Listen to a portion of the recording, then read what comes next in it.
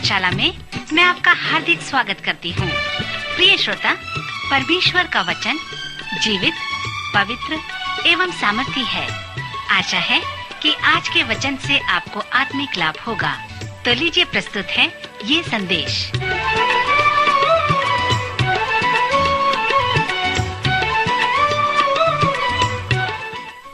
नमस्कार श्रोता मित्र, वेद पाठशाला की अगली कक्षा में आपका स्वागत है। इन कक्षाओं में हम पवित्र शास्त्र के प्रत्येक पुस्तकों का सर्वेक्षण कर रहे हैं, जिसमें से हम पुस्तकों का परिचय व रूपरेखा देख रहे हैं। हमने कुछ विषय संबंधित बातों पर भी अध्ययन किया, जैसे विवाह व परिवार। मित्र, हमारे इस सर्वेक्षण ने हमें नए नियम में पौलुस की पत्रियों तक ले आया है। इस चरण में पौलुस के फिलिपियों की पत्री का सर्वेक्षण प्रारंभ करना चाहता हूँ। इस तरह से पौलुस अपने इस पत्री का प्रारंभ करता है। मैं जब जब तुम्हें स्मरण करता हूँ, तब तब अपने परमेश्वर का धन्यवाद करता हूँ, और जब कभी तुम सब के लिए विनती करता हूँ तो सदा आनंद के साथ विनती करता हूँ, इसलिए कि तुम पहले दिन से ही लेकर आज तक सुसमाचार के फैलाने में मेरे सहभागी रहे हो। और मुझे इस बात का भरोसा है कि जिसने तुम में अच्छा काम आरंभ किया है, वही उसे यीशु मसीह के दिन तक पूरा करेगा। उचित है कि मैं तुम सब के लिए ऐसा ही विचार करूं, क्योंकि तुम मेरे मन में आ बसे हो और मेरे कैद में और सुसमाचार के लिए उत्तर व प्रमाण देने में तुम सब मेरे साथ अनुग्रह में सहभागी हो। हे भाइयों, मैं चाहता हूं कि तुम यह जान लो कि मुझ पर जो बीता है उससे सुसमाचार ही की बढ़ती हुई है। मैं तो यही हार्दिक लालसा व आशा रखता हूँ कि मैं किसी बात में लज्जित न हूँ, पर जैसे मेरे प्रबल व साहस के कारण मसीह की बड़ाई मेरी देह के द्वारा सदा होती रही है, वैसा ही अब भी हो, चाहे मैं जीवित रहूं व मर जाऊं। क्योंकि मेरे लिए जीवित रहना मसीह है और मर जाना लाभ है। पर यदि शरीर में जीवित रहना ही मेरे काम के लिए लाभदायक है, तो मैं नहीं जानता कि किसको चुनूं, क्योंकि मैं दोनों के बीच में अधर में लटका हुआ हूँ। जी तो चाहता है कि कूच करके मसीह के पास जा रहा हूँ, क्योंकि यह बहुत ही अच्छा है, परंतु शरीर में रहना तुम्हारे कारण और भी आवश्यक है। और इसलिए कि मुझे इसका भरोसा है, सो मैं जानता हूँ कि मैं जीवित रहूं, वरन तुम सबके साथ रहूंगा, जिससे तुम विश्वास में दृढ़ होते जाओ और उसमें आनंदित रहो।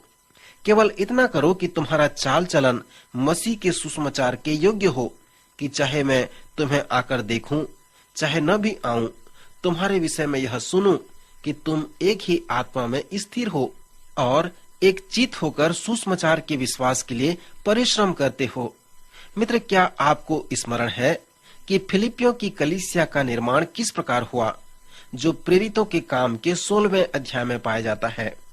पौलुस के स्वर्गीय दर्शन के परिणाम के द्वारा फिलिपियों की कलीसिया का निर्माण हुआ, जहां पर मकिदुनिया से एक मनुष्य ने कहा कि आओ और हमारी सहायता करो। पौलुस अपनी योजना के अनुसार एशिया जाना चाहता था, परंतु इस दर्शन ने उसके योजना को बदल दिया और वह मकिदुनिया को चला गया। इस दर्शन के द्वारा सुसमाचार प्रचार करने से यूरोप में कार्य हुआ। फिलिप्पी चर्च की स्थापना स्वर्गीय अगुवाई और पवित्र आत्मा की सामर्थ के परिणाम से हुआ है, जिसके द्वारा फिलिप्पी नगर में एक महान आश्चर्य कर्म आया है। जब पौलुस और सिलास को बंदी बनाकर बंदीगृह में रख दिया गया, और जब वहां पर एक बड़ा भूईडोल हुआ और दरवाजा अपने आप खुलने लगा, बंदीगृह की नींव हिल गई और सबके बंधन खुल गए। सो यही महान घटना से फिलिपियों की कलीसिया का निर्माण हो सका। जब पौलुस फिलिप्पी को छोड़कर चला गया, तब वही कलीसिया उसका एक रोचक कलीसिया बन गया। पौलुस व इस कलीसिया के बीच एक महान प्रेम था। कक्षा के प्रारंभ में मैंने इस पद को पढ़ा था कि पौलुस ने फिलिप्पी की कलीसिया को किस प्रकार संबोधित किया। उसने अपने प्रेम को इस प्रकार प्रकट किया है कि यह उचित है कि मैं तुम सब के लिए ऐसा ही विचार करूं, क्योंकि तुम मेरे मन में आ बसे हो और मेरी कैद में और सुसमाचार के लिए उत्तर व प्रमाण देने में तुम सब मेरे साथ अनुग्रह में सहभागी हो। पौलुस व फिलिप्पी की कलीसिया के मध्य जो शब्द है वह संगति है। परमेश्वर के वचन की संगति पवित्र शास्त्र के अनुसार कलीसिया एक महान संस्था है जहां से अन्य सदस्यों की उत्पत्ति होती है। अनेक कलीसिया इस बात को नहीं जानते, परंतु प्रत्येक कलीसिया का क्या कार्य है कि वे उस महान आदेश को पूरा करें और संसार के उन खोए हुए लोगों तक उस महान सुसमाचार को लेकर फैलाएं। प्रेरितों के काम और कुरिन्थियों की पत्री के सर्वेक्षण में मैंने कहा था कि कुछ देखी हुई उंगलियों के निशान हैं जो अनदेखे सत्य को प्रमाणित करते हैं। विश्वव्यापी कलीसिया स्थानीय कलीसिया के कुछ लोगों के मध्य में कार्य करती है। मैंने आपसे कहा था कि अंगूठे का निशान अर्थात अनदेखी कलीसिया देखी हुई कलीसिया को प्रमाणित करती है। स्थानीय कलीसिया सुसमाचार प्रचार करती है, बाहर जाती है, फिर अंगूठे के बाद वाली उंगली शिक्षा है, फिर बीच का उंगली संगति है, फिर चौथी उंगली मसीह के प्रेम को प्रमाणित करती है जो कलीसिया का सिर और आराधना है, फिर छोटी उंगली प्रार्थना को प्रस्तुत करती है कि सब बाएं हाथ के उंगली हैं, फिर दाहिने हाथ के उंगली में अंगूठा एकता को प्रस्तुत करता है क्योंकि कलीसिया के सभी सदस्यों में एकता होनी चाहिए। फिर अगली उंगली असमानता को प्रस्तुत करता है। बीच की उंगली बहुसंख्या को दर्शाता है क्योंकि कलीसिया को इसलिए बनाया गया है कि वह दल के रूप में कार्य करे। कलीसिया के सभी आत्मिक वरदान व सेवकाई कलीसिया के सभी सदस्यों को सौंपी गई है। फिर अगली उंगली समानुभूति को प्रस्तुत करती है या कलीसिया के सदस्यों के प्रेम को एक दूसरे के लिए प्रस्तुत करती है। फिर छोटी उंगली समानता को बताती है कि परमेश्वर की दृष्टि में कलीसिया के सभी सदस्य महत्व में समान हैं। जैसे आप अनदेखी कलीसिया की देखी हुई उंगलियों के निशान पर ध्यान करते हैं, तो जैसे मैंने उन्हें पुकारा हूँ, उन उंगलियों के निशानों के द्वारा फिलिप्पी की कलीसिया को तौल कर देखें और जब आप ऐसा करेंगे तो पाएंगे कि फिलिप्पी की कलीसिया पौलुस की एक आदर्श कलीसिया है। फिलिप्पी की कलीसिया पौलुस के लिए एक नमूने का कलीसिया है क्योंकि यह एक मिशनरी कलीसिया है। वह बहुत प्रभावशाली रूप से कार्य करने वाली कलीसिया है।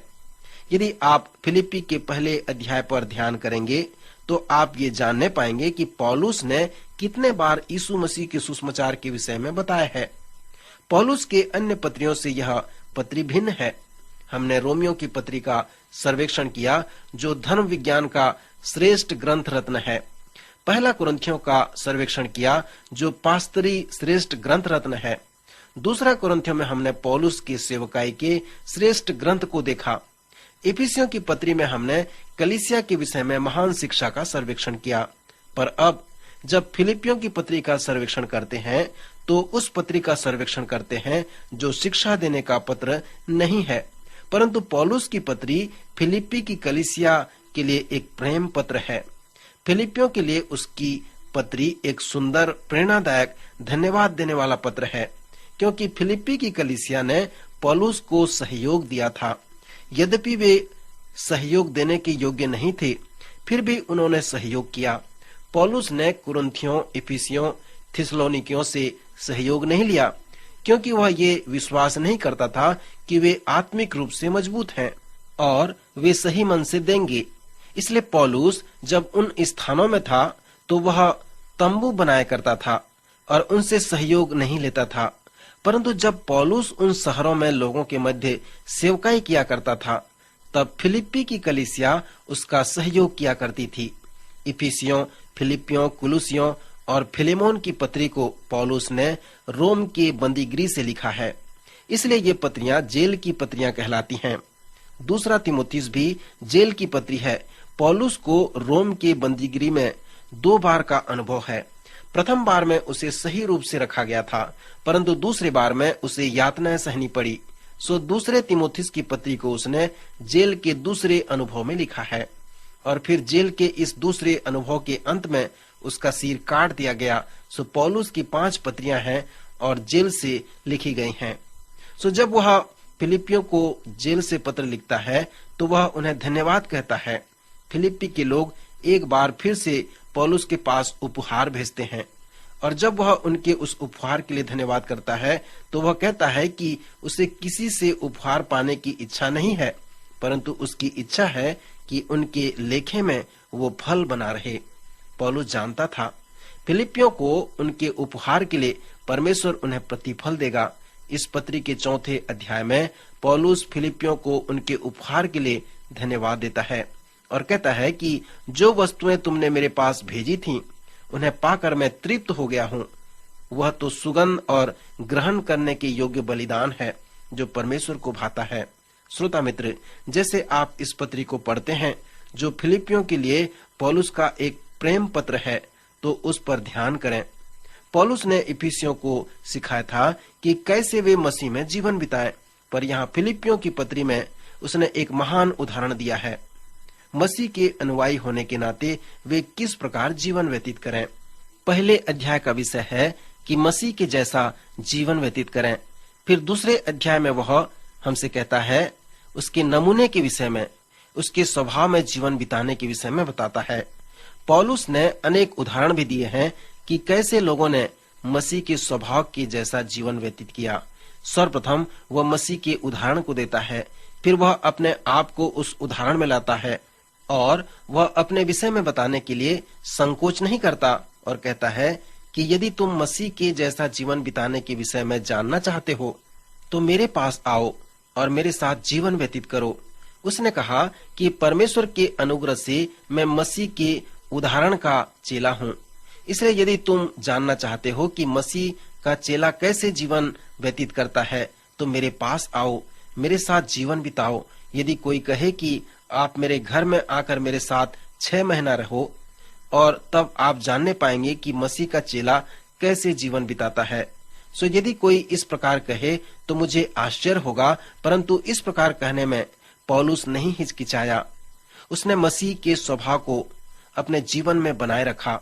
तब उसने तीमुथियुस के उदाहरण को, फिर इपफ्रुदीस के उदाहरण को जो एक वृद्ध व्यक्ति था उसका उदाहरण बताया। यही व्यक्ति ने उस दान को पौलुस के पास लाया जिसे फिलिप्पी की कलीसिया ने उसके पास भेजा था। तीसरे अध्याय में पौलुस ने मसीह में जीवित रहने के उद्देश्य व इनाम के विषय में बताया है। इस अध्याय में उसने अपने जीवन परिवर्तन के अनुभव को भी बताया है जो दमिश्क के मार्ग में उसका जीवन बदला था। मैंने आपको बताया था कि आत्मिक अनुभव का संक्षिप्त विवरण महत्वपूर्ण नहीं है, परंतु उस अनुभव का परिणाम महत्वपूर्ण है। आपके अनुभव का परिणाम क्या है? परमेश्वर व मसीह के लिए यही महत्वपूर्ण है। फिर उसने अपने जीवन के परिवर्तन के अनुभव के विस्तृत रूप से बताया और इस तीसरे अध्याय में हमसे कहा है कि कैसे आप परमेश्वर की इच्छा को जान सकते हैं। जैसे आप जानेंगे कि मसीह क्या चाहता है कि आप आज, कल और आने वाले दिनों में करें। फिर उसने कहा कि कैसे आप उस इनाम को प्राप्त कर सकते हैं जिसे परमेश्वर ने आपके लिए रखा है। उसने कहा है, मैं निशाने की ओर दौड़ा चला जाता हूँ ताकि वह इनाम पाऊं जिसके लिए परमेश्वर ने मुझे मसीह यीशु में ऊपर बुलाया है। प्रभु आपकी सहायता करे कि आप उस इनाम को प्राप्त कर सको।